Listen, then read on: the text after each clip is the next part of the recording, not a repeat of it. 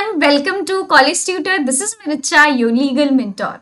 So till now we have already discussed sections. कितने सारे sections हमने discuss कर लिए हैं? Total 21 sections we have already discussed in our previous videos. ठीक है? So if you want to refer to that, if you want to know about these sections जो कि हमने already discuss कर लिया है in detail, ठीक है? तो आप क्या करेंगे? आपको रेफर करना होगा मेरी जो पुरानी वीडियोस है या फिर इससे जो पिछली वीडियोस आई हैं उन सबको रेफर करना पड़ेगा so that you get a better edge कि आखिरकार हमने उन सेक्शंस में क्या क्या बात किया है. There are very important sections as well जो कि आपको पता चलेगा if you will refer to those videos. ठीक है, सो अगर अभी तक आपने नहीं रेफर किया है और अगर आप सीधे 21 पे आ गए हैं, 22 पे आ गए जो कि आज हम पढ़ने वाले हैं, सो गाइज आपको नहीं समझ में आएगा. सो आपको पहली जो पिछली वीडियोस है उसको रेफर करना जरूरी है. ठीक है, so today now in this video we will be discussing section कौन किससे वो 22 है, 23 है and section 24 of CRPC. आज के इस वीडियो में हम करने वाले हैं डिस्कस. ठीक है, so without any delay let's start our today's video. So first of all we will be discussing section 22.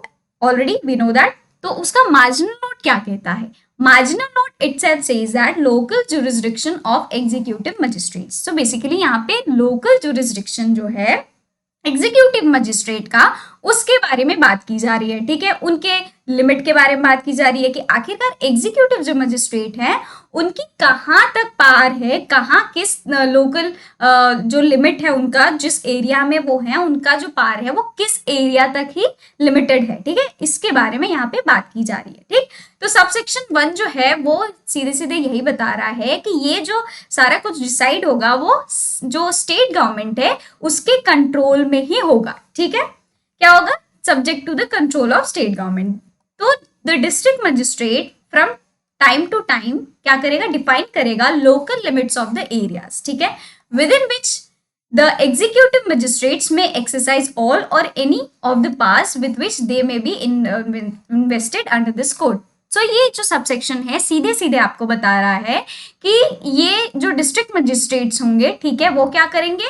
Define करेंगे local limits of the areas. ठीक है, जिसके की अंदर जो एग्जीक्यूटिव मजिस्ट्रेट हैं वो अपनी पावर, सारी की सारी पावर या फिर जो भी उनके पास पावर है वो क्या करेंगे? एक्सरसाइज कर सकते हैं. ठीक, तो ये आपका सबसेक्शन यही बता रहा है. और कंट्रोल किसके कंट्रोल के अंदर होगा? तो ये जो होगा वो स्टेट गवर्नमेंट के अंदर होगा. ठीक है, सबसेक्शन 2 पे आते हैं. Except as otherwise provided by such definition the jurisdiction and powers of every such magistrate shall extend throughout the district. ठीक है, तो यहाँ पे बात कर रहा है जो भी उनका जुरिसडिक्शन है, ठीक है, जो भी पावर्स है हर एक जो मजिस्ट्रेट का वो एक्सटेंड करेगा कहाँ तक? थ्रू आउट द डिस्ट्रिक्ट जो है वो उनका करेगा. ठीक है, तो ये बेसिकली यहाँ पे आपके जो एग्जीक्यूटिव मजिस्ट्रेट्स हैं उनके लोकल लिमिट्स के बारे में बात की गई है. ठीक है, लोकल जुरिसडिक्शन.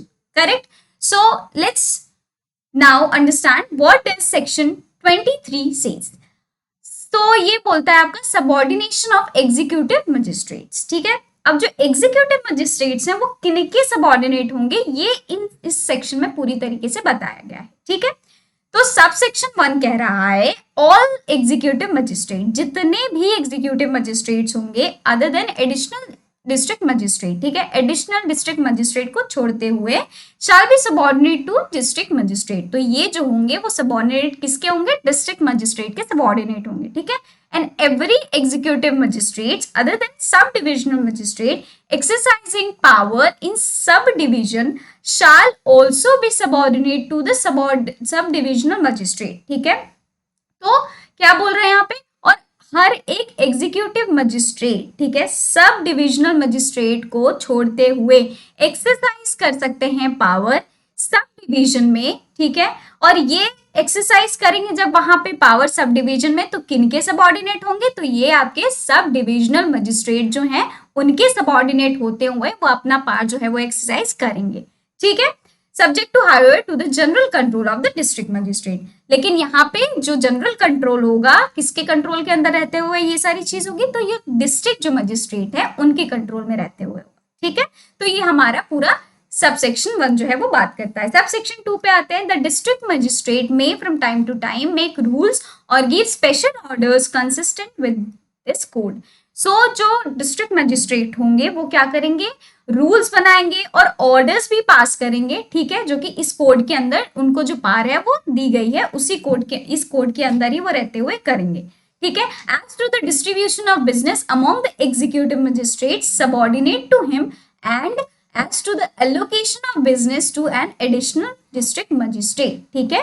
तो ये क्या करेंगे, किनके के लिए बनाएंगे, distribution of business among the executive magistrates, ठीक है, और जो उनके सबऑर्डिनेट है उनके लिए भी, and also to the allocation of business to an additional district magistrate, जो होंगे उनके लिए भी ये क्या करेंगे, टाइम एंड अगेन ये क्या करेंगे, रूल्स बनाएंगे और स्पेशल ऑर्डर्स जो है वो पास करेंगे इस कोड के रहते, मतलब इस कोड के ही अंदर, ठीक है, सब कुछ देखते हुए, correct. Okay, so this is what exactly section 23 says. अब आते हैं सेक्शन 24 पे। ये सेक्शन जो है वो बहुत ही बड़ा है, ठीक है, बट इसमें बहुत कुछ इंपॉर्टेंट भी है, इस वजह से भी कह सकते हैं कि ये बड़ा है, ठीक है। तो चलिए फटाफट से इसको हम समझ लेते हैं। सब सेक्शन 1 कहता है, so basically section 24 talks about public prosecutors. अब ये पब्लिक प्रोसिक्यूटर्स कौन होते हैं, आपने सुना होगा, सरकारी वकील जिसे हम कहते हैं, जो कि गवर्नमेंट के तरफ से एक तरीके से वो क्या करते हैं, वो केसेस को प्रेजेंट करते हैं, ठीक है। तो उन्हें हम कहते हैं सरकारी वकील और इन्हीं को हम कहते हैं पब्लिक प्रोसिक्यूटर्स, ठीक है। तो जैसे कि मान लीजिए कोई भी हीनियस क्राइम जब होता है ना, जब स्टेट के अगेंस्ट कोई क्राइम होता है, ठीक है, तो उस केस में जो विक्टिम होता है उसको कौन प्रेजेंट करता है कोर्ट में, तो उसको पब्लिक प्रोसिक्यूटर जो होता है वही प्रेजेंट करता है, ठीक है। तो कोई भी हीनियस, जैसे कि मान लीजिए कोई रेप का केस हो गया, ठीक है, या फिर बहुत ही हीनियस क्राइम हो गया, या फिर कोई भी क्राइम हो गया, ठीक है, जो कि स्टेट के अगेंस्ट जब होता है तो उसमें पब्लिक प्रोसिक्यूटर का ही रोल होता है, ठीक है। ऐसे ही कोई भी एडवोकेट जो होंगे वो आके नहीं प्रेजेंट कर सकते उस केस को प्रेजेंट करेगा तो पब्लिक प्रोसिक्यूटर ही करेगा, ठीक है। तो आइए उनके बारे में जान लेते हैं। फॉर एवरी हाई कोर्ट, हर एक हाई कोर्ट के लिए सेंट्रल गवर्नमेंट या फिर स्टेट गवर्नमेंट, ठीक है, क्या करेगी, कंसल्टेशन करेगी हाई कोर्ट के साथ, ठीक है। हर एक हाई कोर्ट के लिए ही सेंट्रल गवर्नमेंट और स्टेट गवर्नमेंट, ठीक है, या तो सेंट्रल गवर्नमेंट या तो स्टेट गवर्नमेंट क्या करेगी, कंसल्ट करेगी हाई कोर्ट के साथ, क्या करने के लिए, to appoint a public prosecutor, ठीक है। तो स्टेट गवर्नमेंट के लिए भी ये पब्लिक प्रोसिक्यूटर्स होते हैं और सेंट्रल गवर्नमेंट के लिए भी पब्लिक प्रोसिक्यूटर्स होते हैं, ठीक है। And may also appoint one और मोर एडिशनल पब्लिक प्रोसिक्यूटर्स, और भी ये क्या कर सकते हैं, अपॉइंट कर सकते हैं एक या एक से ज्यादा additional public prosecutors, ठीक है, for conducting in such court any prosecution, appeal or other proceedings on behalf of the central government or the state government, ठीक है। या फिर ये इनको क्यों अपॉइंट किया जाएगा कि भाई जैसे मैंने आपको बताया कि मतलब स्टेट के तरफ से ये क्या करेंगे, रिप्रेजेंट करेंगे केस को, ठीक है। तो मान लीजिए कि कोई भी प्रोसिक्यूशन है, ठीक है, किसी भी विक्टिम का मान लीजिए कि उसको उसका केस जो है प्रेजेंट करना है कोर्ट में, ठीक है, तो वो करेंगे। वो कोई भी अपील से रिलेटेड मैटर हुआ, ठीक है, तो ये सिर्फ ऐसे ही चीजों के लिए नहीं, बल्कि जो स्टेट गवर्नमेंट या सेंट्रल गवर्नमेंट के और भी जो चीजें होती हैं, ठीक है, उनको भी ये क्या करते हैं, रिजॉल्व करते हैं, ठीक है, उनको भी ये कोर्ट में प्रेजेंट करते हैं, ठीक है। तो ये तो इनके कई सारे भी काम होते हैं। तो बेसिकली यहाँ पे सिर्फ उनके अपॉइंटमेंट के बारे में डिस्कस किया गया है, ठीक है। सबसेक्शन 2 क्या बात करता है, जिस central government may appoint one और more public prosecutors for the purposes of conducting any case और class of cases in any district और लोकल एरिया। तो जो सेंट्रल गवर्नमेंट है वो अपॉइंट करेगा एक या एक से ज्यादा पब्लिक प्रोसिक्यूटर, ठीक है, किसके लिए, फॉर कंडक्टिंग एनी केस, ठीक है, कोई भी केस कंडक्ट करने के लिए, और class of cases in any district और लोकल एरिया, ठीक है, किसी भी डिस्ट्रिक्ट और लोकल एरिया के लिए भी वो जो सेंट्रल गवर्नमेंट है वो अपॉइंट कर सकते हैं एक या एक से ज्यादा पब्लिक प्रोसिक्यूटर्स। क्लियर हो गया, ओके। सबसेक्शन 3 कह रहा है, for every district the state government shall appoint a public prosecutor and may also appoint one or more additional public prosecutors for the district, ठीक है। यहाँ पे स्टेट गवर्नमेंट क्या करेगा, अपॉइंट करेगा पब्लिक प्रोसिक्यूटर्स, ठीक है, और मे ऑल्सो अपॉइंट वन और more additional public prosecutors for the districts, ठीक है, provided that the public prosecutor or additional public prosecutor appointed for one district, जो एक डिस्ट्रिक्ट के लिए अपॉइंट किए गए हैं, may be appointed also to be a public prosecutor or additional public prosecutor as the case may be for another district। तो एक district के लिए अगर जैसे स्टेट गवर्नमेंट जो है वो अपॉइंट कर दे रहे हैं, ठीक है, किसी को पब्लिक प्रोसिक्यूटर, तो दूसरे भी डिस्ट्रिक्ट के लिए उसको ही क्या कर सकते हैं, वो अपॉइंट कर सकते हैं एज अ पब्लिक प्रोसिक्यूटर और एडिशनल पब्लिक प्रोसिक्यूटर। ठीक है, क्लियर हो गया। तो ये अभी सबसेक्शन 3 हमने कर लिया कंप्लीट। अब आते हैं सबसेक्शन 4 में। तो the district magistrate shall in consultation with the sessions जज। अब यहाँ पे आ गए डिस्ट्रिक्ट मजिस्ट्रेट कंसल्ट करेगा किसको, सेशंस जज को, प्रिपेयर करने के लिए एक पैनल। पैनल का मतलब एक तरीके से एक लिस्ट प्रिपेयर करने के लिए, ठीक है, for the names of persons who are in his opinion fit to be appointed as a public prosecutor or additional public prosecutors for the district। ठीक है, तो ये काम कौन करेगा, ये आपका करेगा डिस्ट्रिक्ट मजिस्ट्रेट। ठीक है, डिस्ट्रिक्ट मजिस्ट्रेट क्या करेगा, कंसल्ट करेगा सेशंस जज से, ठीक है, और प्रिपेयर करेगा एक पूरा लिस्ट, ठीक है, जिसमें कि सारे पर्संस के नेम होंगे जो कि उनके हिसाब से फिट है कि अपॉइंट करे जाए वो पब्लिक प्रोसिक्यूटर या फिर एडिशनल पब्लिक प्रोसिक्यूटर। ठीक है, सबसेक्शन 4 हमारा ये कहता है। सबसेक्शन 5 कहता है no person shall be appointed by the state government or as the public prosecutor और additional public prosecutor for the district, ठीक है, unless his name appears in the panels of prepared by the district magistrate. ठीक है, तो किसी भी उस person को नहीं बनाया जाएगा पब्लिक प्रोसिक्यूटर, ठीक है, जो कि उस पैनल में उसका नाम अगर नहीं होगा तो उसको नहीं अपॉइंट किया जाएगा। ठीक है, तो ये जो पैनल बनाया जा रहा है डिस्ट्रिक्ट मजिस्ट्रेट के द्वारा, उसमें उसका नाम होना जरूरी है, तभी जाके उसका अपॉइंटमेंट जो है एज अ डिस्ट्रिक्ट मजिस्ट्रेट, ठीक है, सॉरी पब्लिक प्रोसिक्यूटर और एडिशनल पब्लिक प्रोसिक्यूटर हो सकता है। ठीक, ये हमारा सबसेक्शन 5 कहता है। सबसेक्शन 6 क्या कह रहा है, notwithstanding anything contained in subsection 5, ठीक है, उसको छोड़ते हुए, ठीक है, जो भी उसमें है उसके मुकाबले भी, उसके बावजूद भी, basically where in a state there exist regular cadre और prosecuting officers, the state government shall appoint a public prosecutor और additional public prosecutor only from among the person consisting such cadre. Cadre का यहाँ पे क्या मतलब है, cadre का मतलब यही है कि एक तरीके से ये ग्रुप ऑफ पीपल होते हैं, ठीक है, जिनको कि ट्रेन किया जाता है या फिर एक तरीके से उनको प्रिपेयर किया जाता है किसी भी पर्टिकुलर पर्पस के लिए। ठीक है, तो आपने सुना होगा आईएएस ऑफिसर्स का भी कैडर होता है, ठीक है, तो उनको एक पर्टिकुलर पर्पस के लिए ही तो प्रिपेयर किया जा रहा है ना, कि वो क्या करेंगे, एग्जीक्यूट, जो आईएएस वगैरह होते हैं वो एक तरीके से एग्जीक्यूट कराएंगे, है ना, जो भी लॉज वगैरह जो बने उसको क्या कराएंगे, वो इम्प्लीमेंट ही तो कराएंगे, तो उनको एक पर्टिकुलर पर्पस के लिए ही वो पोस्ट उनको दी जा रही है।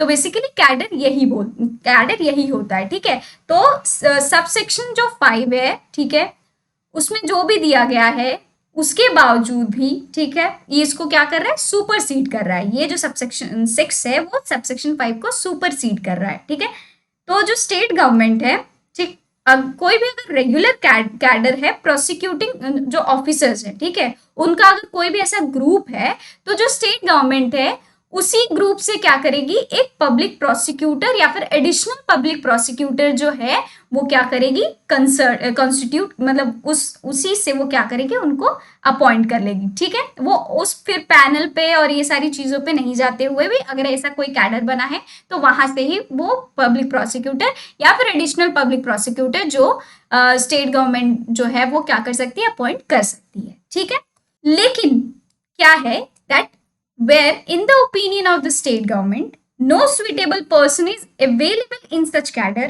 अगर स्टेट गवर्नमेंट को लगता है कि इस कैडर में कोई भी ऐसा पर्सन जो है वो सुइटेबल नहीं है पब्लिक प्रोसिक्यूटर बनने के लिए, तो such appointment of that state government may appoint a person as a public prosecutor और additional public prosecutor as the case may be from the panel of names prepared by the district magistrate, जो कि subsection 4 में दिया गया है ना। तो इसमें यही बताया गया है कि अगर उनको लगता है कि कोई भी कॉम्पिटेंट पर्सन नहीं है जो कि पब्लिक प्रोसिक्यूटर या फिर एडिशनल पब्लिक प्रोसिक्यूटर बन सकता है, तो वो क्या करेंगे, वो जो भी उनका जो डिस्ट्रिक्ट मजिस्ट्रेट है, जो जिसने की एक पैनल जो है वो बनाया था, एक लिस्ट ऑफ नेम्स बनाए थे, फिर वो वहां से ही किसी भी पर्सन को क्या करेंगे, अपॉइंट करेंगे एज अ पब्लिक प्रोसिक्यूटर या फिर एडिशनल पब्लिक प्रोसिक्यूटर। ये इस सेक्शन में बताया गया है। ठीक है, आते हैं अब एक्सप्लेनेशन में। तो अब यहाँ पे हमने regular cadre of prosecuting officer पढ़ा था अभी और प्रोसिक्यूटिंग ऑफिसर भी पढ़ा था, तो आइए इसके बारे में जान लेते हैं। Means a cadre of prosecuting officer, एक कैडर या फिर ग्रुप ऑफ प्रोसिक्यूटिंग ऑफिसर्स होते हैं which include there in the post of public prosecutor, ठीक है, जो कि इंक्लूड मतलब जो कि उनको पब्लिक प्रोसिक्यूटर का पोस्ट जो है वो दिया जाता है bye whatever name called, कोई भी नाम से बुला सकते हैं, and which provide for the promotion of assistant public prosecution, ठीक है, bye whatever name called, और जो कि प्रोवाइड करता है उनको देता है, ठीक है, promotion of assistant public prosecutor, एक तरीके से असिस्टेंट पब्लिक प्रोसिक्यूशन का प्रमोशन जो है वो बताता है bye whatever name it may be called, ठीक है।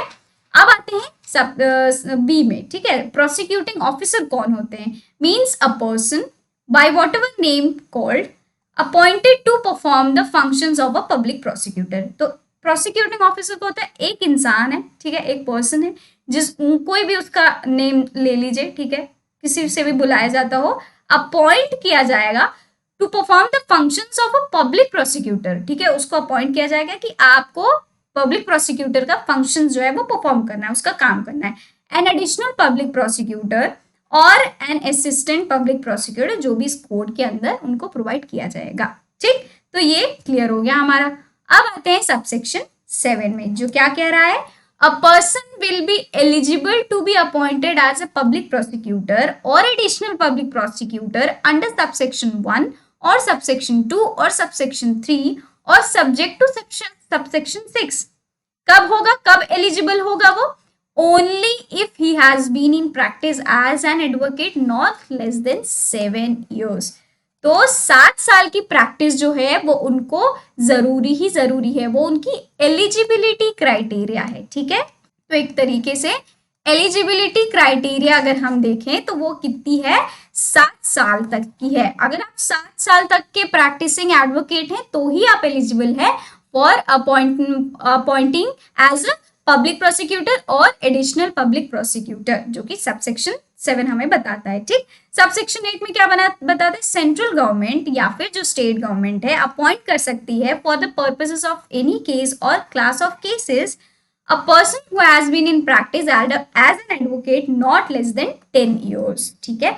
तो जो सेंट्रल गवर्नमेंट है या फिर जो स्टेट गवर्नमेंट है अपॉइंट कर सकती है, ठीक है, किसी भी केस के लिए, ठीक, या फिर किसी भी क्लास ऑफ केसेस के लिए एक उस इंसान को, ठीक है, जो कि प्रैक्टिसिंग एडवोकेट होगा, नॉट लेस देन कितने साल तक का, 10 ईयर्स तक का उसको क्या करना पड़ेगा, 10 साल तक का उसके पास प्रैक्टिसिंग जो ये आपका एलिजिबिलिटी है कि वो प्रैक्टिसिंग एडवोकेट होना चाहिए, तभी जाके जो सेंट्रल गवर्नमेंट है या फिर जो स्टेट गवर्नमेंट है किसी भी केस को उसको प्रोसिक्यूट करने के लिए या फिर किसी भी पर्टिकुलर केसेस को प्रोसिक्यूट करने के लिए उसको अपॉइंट करेंगे, ठीक है, या फिर मतलब स्पेशल पब्लिक प्रोसिक्यूटर, ठीक है, उसको क्या दर्जा दिया जाएगा, as a special public prosecutor, ठीक, provided that the court may permit the victim to engage an advocate of his choice to assist the prosecution under subsection जो आपका दिया हुआ है इसमें, ठीक है।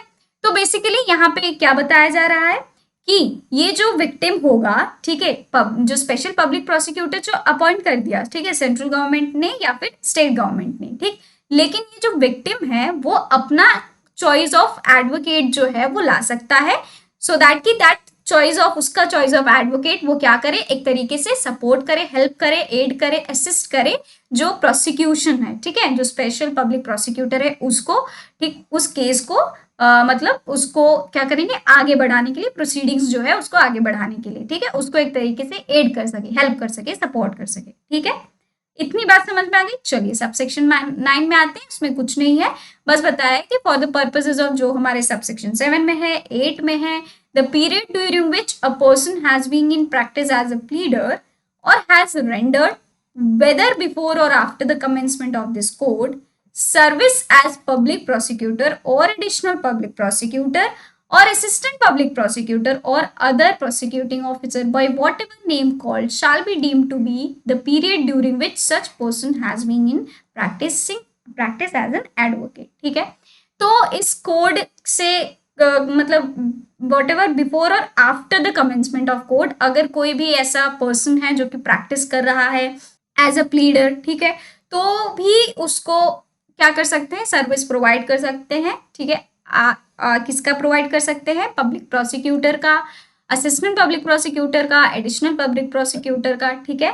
तो उसको ये जो अपॉइंटमेंट है उसका कर सकते हैं, ठीक है, जो कि सबसेक्शन 7 सबसेक्शन 8 में जो कि दिया गया है। ठीक, आई बात समझ में।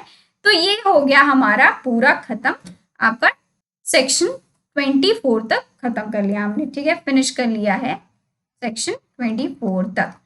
तो अब हमारा चैप्टर 2 में बाकी है सिर्फ एक सेक्शन, दैट इज सेक्शन 25, ठीक है। और अगले हम लोग वीडियो से उसको सेक्शन 25 भी पढ़ लेंगे और स्टार्ट करेंगे पावर्स ऑफ कोर्ट्स के बारे में, ठीक है। ये जो थर्ड चैप्टर होगा हमारा, उसके जो सेक्शंस हैं उससे करेंगे हम अगले वीडियो में डील, ठीक है।